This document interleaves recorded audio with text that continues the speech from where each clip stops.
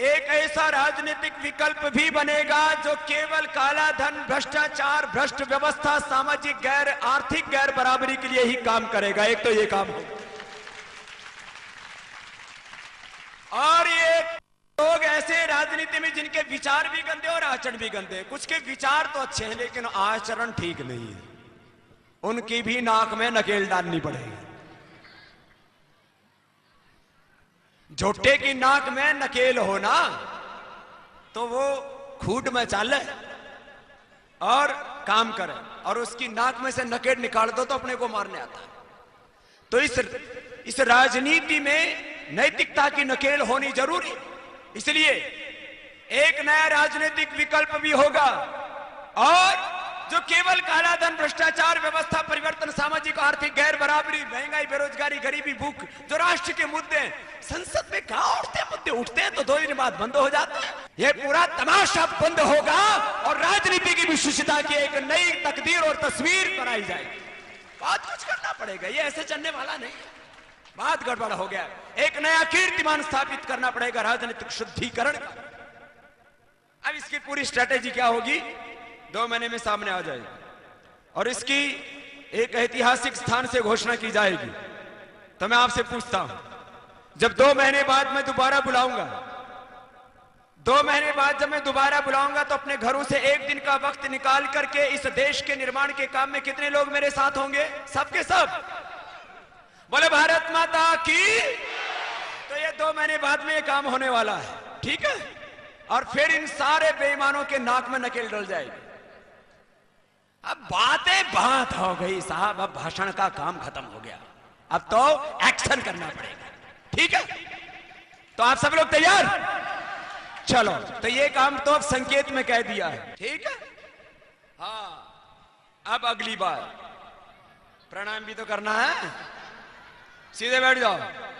सुनो, जैसे देश में अपरिमित शक्ति है, ऐसे देह में भी अपरिमित शक्ति और ज्ञान है। सुबह सुबह प्राणायाम करना, ये दीक्षा लेकर के जाओ, ठीक है? एक होता है ज्ञान, जानते तो हैं, एक है दीक्षा, आचरण में आना चाहिए, ठीक है? तो सीधे बैठ करके सुबह सुबह रोज करना प्राणायाम, योग साधना। महर्षि दयानंद सबसे बड़े योगी थे इस युग के। ये तो उनको 17 बार जहर दिया गया, इसलिए वो महायोगी चला गया धरती से, नहीं तो कम से कम 400 साल जीने वाले थे ऋषि दयानंद। कितना? अरे जोर से बोलो तो, मुंह खोलो तो। 400 साल जीने वाले थे। कितनी बार जहर दिया? ये बच्चों का ग्रुप बैठा हुआ है मेरे सामने जखराने का, ये बड़ा खतरनाक ग्रुप है। तो 400 साल ऋषि दयानंद जीने वाले थे, उनको 17 बार जहर दिया। कितनी बार? 17 बार जहर दिया। मेरे से बोले बाबा आपके ऊपर जुल्म बहुत करते हैं। अरे मैंने कहा भाई हमारे ऊपर तो क्या जुल्म कर रहे हैं? महर्षि दयानंद पर देखो क्या जुल्म किए, भगवान बुद्ध पर देखो, गुरु गोविंद सिंह पर देखो क्या जुल्म किए, सुकरात पर देखो क्या जुल्म किए।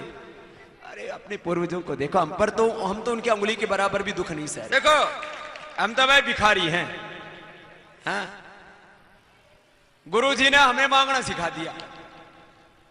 वो एक जखराना को छोड़ो तो बुड्ढो से हो गयो देवेंद्र, हाँ?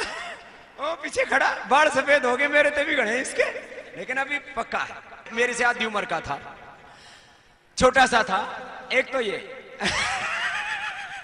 कोई बात नहीं, हाँ? एक तो ये छोड़ो, और दूसरा गुरुजी हमने बाल्टी दे दे, बोले जाओ भिक्षा मांग के लाओ। करीब 40 रहा करते गुरुकुल में, उस समय सबसे ज्यादा विद्यार्थी। तो रोटी मांग के खानपुर गांव में से लाया करते। थारे जखराने गांव में भी आए थे उस समय से। अब आप में से एक तो ये जीजी बैठी पीछे, कहां गई बुआ जी? हाँ, एक तो ये आया करती थी, हाँ? और कुछ और मैं तो घनी, मैंने उस समय गुरुजी को भी पता है, किसी से मैं राम रमी नमस्ते भी नहीं किया करता, अपना पढ़ाई से लेना देना, बाकी कोई लेना देना, हाँ?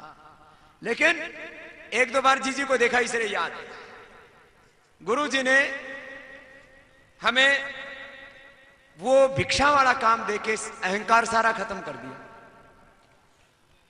अलीपुर गांव की रिश्तेदारी, माता जी के पास पहुंच गए गांव वाले, बोले छोरे ने क्यों भिखारी बना रखा है, 2 दाने मांग के नहीं खाए जाते तो हम दे देंगे। माँ रोती रोती मेरे पास आई, बोले भाई यो रिश्तेदारी में तो यो मांगनों को कम मत किया कर। मैंने कहा माँ अब तो भिक्षुक बन गया, अब तो जो गुरुजी कहेंगे वही करना। तो भाई बहनों, उसके लिए उस समय हमने जो गुरु ने कहा वो किया हमने। उस समय तो मैं यहां क्षेत्रीय भिखारी था, लेकिन आज तो मैं इंटरनेशनल भिखारी हूं। अब तो मेरा बहुत बड़ा प्रमोशन हो चुका और इसका सारा श्रेय भी गुरुजी को ही जाता। भाई बहनों, अब आपको तब तक मैं नहीं छोड़ूंगा जब तक आप मुझे भिक्षा में अपनी बीड़ी सिगरेट शराब और नशा देके नहीं जाओगे। हा? अपने बच्चों की खातिर, भगवान रामकृष्ण के हम अपने कितने महापुरुषों की संतान, अपने पूर्वजों की खातिर, अपनी इस धरती माता की खातिर, और इस विधाता ने, भगवान ने अपने को जन्म दिया। देखो कितना ऊंचा जन्म, अपने को भाई ये काम नहीं करना। देखो दारू पीने वाले गरीब हो रहे हैं, उनके घर परिवार उजड़ रहे हैं, बीमार हो रहे हैं, फिर कैंसर जैसी और भयंकर बीमारियां। दारू बेचने वाले अमीर, दारू पीने वाले गरीब, ये गड़बड़। अब देखो भाई, आप में से कुछ तो पहले छोड़ चुके होंगे जिन्होंने योग प्राणायाम शुरू कर दिया, अपना आप नशा छूट जाता है। माताएं बहनें बहुत राजी हैं इस बात से, बाबा यो काम करवा दो। हाँ, घर में रोज लड़ाई रहे। सुनो भाई, आप लोगों में से कोई भी चाहता है कि आपके बच्चे दारू पीवे? बोलो, अरे मुंह तो खोलो। कोई नहीं चाहता। थारे कौन से बड़ा को रखे छोरो? हाँ, हर बात में आगे बोला मेरे बेटे।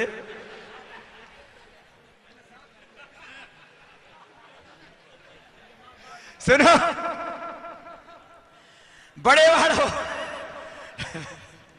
दरअसल ये बच्चे ज्यादा समझदार हैं। तो सुनो, देखो भाई, एक काम फिर से गौर से सुनो।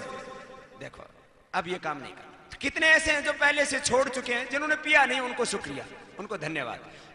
कितने ऐसे हैं जिन्होंने बंद कर दिया ये काम, छोड़ दिया नशा? जरा हाथ उठाइयो। योग करके तो कईयों ने छोड़ रखा है, एक बार इनका अभिनंदन कर दीजिए। और भाई आज तो बाबा को दक्षिणा देके, और मैं तो भाई हरिद्वार से आया हूं। हाँ, हरिद्वार की मैं तो आज कितने देंगे दक्षिणा? कर दो काम। आज जो नशा छोड़ेंगे, किसी भी तरह की कोई भी नशे की आदत, हाथ उठा लो भाई।